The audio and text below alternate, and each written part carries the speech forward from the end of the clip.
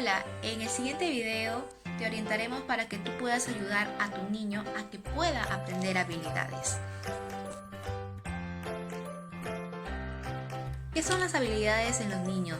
¿Por qué los niños tienen que aprender habilidades? ¿Para qué nos serviría? ¿Para qué les serviría a ellos?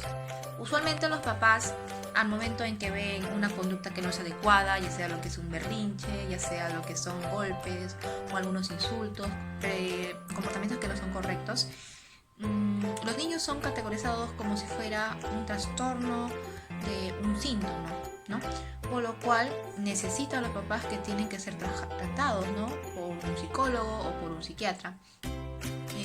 Pero en sí, desde el punto de vista del padre, no es realmente lo que está sucediendo por un síntoma de un trastorno, sino por la falta, ¿no?, de aprendizaje de habilidades del niño. Entonces, una vez de que nosotros tenemos en cuenta de que un niño al momento en que se comporta no es porque él realmente quiera hacerlo, ¿no?, sino simplemente es porque falta desarrollar ese tipo de habilidades, por el cual el día de hoy vamos a hablar de este tema. ¿Cuál es el origen de habilidades para los niños? Tenemos diferentes influencias, diferentes ideas, ¿no?, de diferentes corrientes psicológicas. Tenemos a Steve Chaser, a Michael White, a Iso Kimber, entre otros. Por ejemplo, nos estamos hablando de Milton Erickson, y él cuenta de que en su consultorio, es un psiquiatra, ¿no?, Milton Erickson, en su consultorio vinieron unos papás, ¿no?, con su hija, diciendo de que su hija robaba y mentía, robaba en casa, robaba en las tiendas y siempre mentía y no sabían qué hacer con ese tipo de problemas que se estaba presentando. Entonces, Milton Erickson no se centró en cambiar la conducta de la niña, ni siquiera en cambiar la conducta de los papás, ¿no?, para que pueda surgir lo que es un cambio de comportamiento. No, sino lo plasmó de una forma tan diferente, tan inusual, para que la niña dejara de mentir, dejara de robar. ¿Qué hizo Milton Erickson? Escribió una carta. En esa carta describía de que era escrita por una hada, el hada de los niños de 6 años, ¿no? Entonces se escribía cómo era la hada, cuántos ojos tiene, cuántas patitas tiene, ¿no?, cuántos brazos, cuántas piernas, ¿no? Y que esta hada observaba todo lo que hacía la niña, todo, ¿no?, y que se escondía para que no fuera vista. Entonces también esta hada decía de que estaba muy sorprendida por las habilidades que tenía esta niña, ¿no?, por todo lo que había aprendido y todo lo que había observado.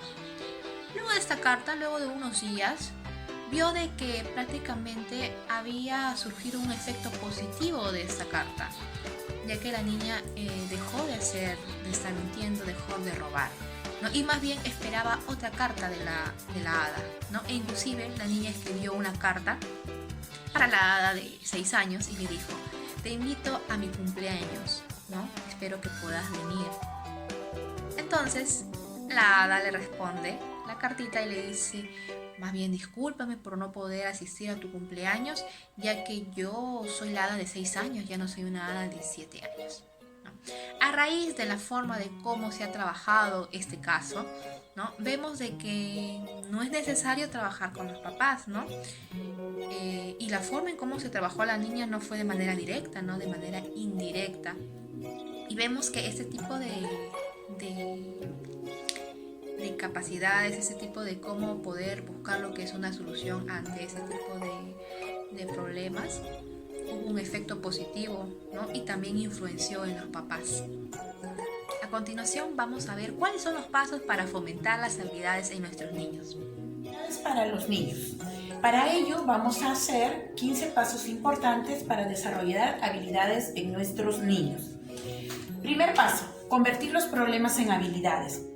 Es decir, si al niño se le presenta una dificultad, por ejemplo, que habla en voz muy alta o grita al hablar, nosotros tenemos que transformar ese problema en una habilidad que el niño tendría que desarrollar. Por ejemplo, que aprenda a hablar en voz baja. Segundo paso: ponerse de acuerdo en qué habilidad va a aprender. Para ello, se tendría que conversar con el niño o con las personas que están a su cuidado. Tercero, explorar los beneficios de esa habilidad. ¿Para qué le serviría? ¿Qué cosas lograría con eso? Cuarto, ponerle un nombre a esa habilidad. Por ejemplo, como lo que habíamos dicho, aprender a hablar en voz baja.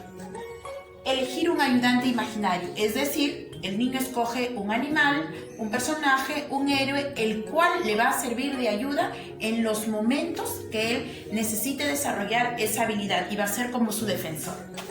Quinto, reunir a las personas de apoyo, es decir, a los familiares que puedan, todas las personas del entorno del niño que nos puedan ayudar y que sepan de esta habilidad que el niño va a empezar a desarrollar.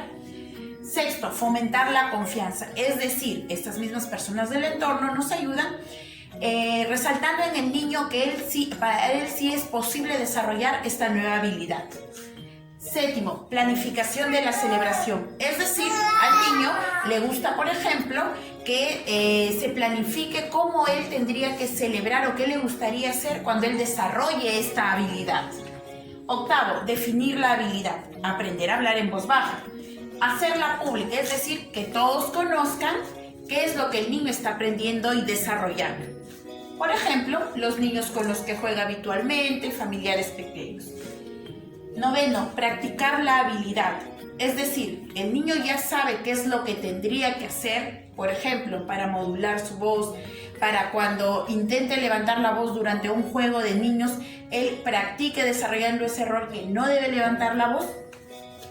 Crear un recordatorio, es decir, si en algún momento el niño olvidara cómo es que tiene que desarrollar esta habilidad, tenemos que crear alguna situación en la cual nosotros como adultos le ayudemos al niño a que él recuerde cómo es que haría en esos momentos en los que él, por ejemplo, desea levantar la voz.